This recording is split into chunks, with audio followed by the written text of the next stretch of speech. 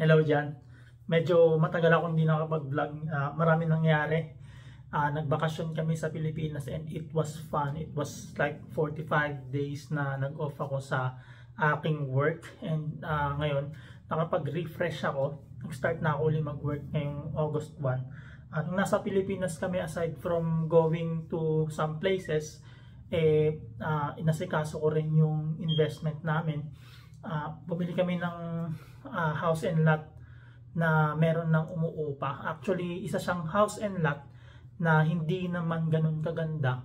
Nasa isa siyang lugar na maraming tao and hindi talaga siya fancy. Para lang talaga siya sa passive income. Kaya ako siya binili.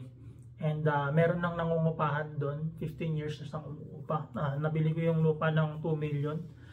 Yung renta niya is 8,000 pesos a month. Naisip ko lang na siguro sa every year siguro bumili ako ng ganong property. Makaka-accumulate ako ng passive income in the long run. How does it feels like na nakakaipon kami ng like 300,000 per month? Kung kukumputin mo yun is siguro mga mga 3 million mahigit ang maiipon namin sa isang taon, which is hindi naman bad. Pero alam mo naman yung mga properties sa Manila sobrang mahal na. So kung 3 million mahigit ang maiipon ko sa isang taon at may plano akong retire ng maaga like 40 years old, parang hindi magiging realistic yung hindi na ako magtatrabaho ng after 40 years old. Hindi siya realistic kasi 35 years old na ako and 5 years na lang yung natitira. So kailangan kong gumawa ng ibang paraan. Napapaisip ako actually na mag-dive in sa isang negosyo.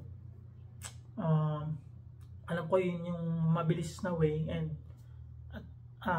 dito para sa lahat, pero gusto ko lang din i-try kasi gusto ko na rin kumbaga kumawala sa sistema na empleyado ka, meron kang oras ng pasok, meron kang boss. Ay syempre habang nag-grow tayo, nagle-level up yung wants natin. So far kaya hindi rin ako makatulog na yun, nagmumuni-muni ako. Hindi porket 300,000 pesos a month na ang nasa-save ko is mayaman na ako. Mababa na yun kung ikukumpara sa mga nagninegosyo. Siguro maganda kung magsimula ako ng small. Balik muna ako ng Pilipinas siguro after makaipon ng few millions, and then start ako ng maliit na negosyo and expand natin habang natututo tayo, slow but surely. Ano sa tingin nyo kaya magandang pasukin ang isang tulad ko na isang nurse dito sa Amerika? You can comment on the comment section below, and sa tingin nyo ba tama lang ba yung pag-iisip ko ng ganito, o masyado ba akong ambisyoso, or syempre gusto ko lang malaman yung mga naiisip nyo, and it will help me a lot. Thank you very much.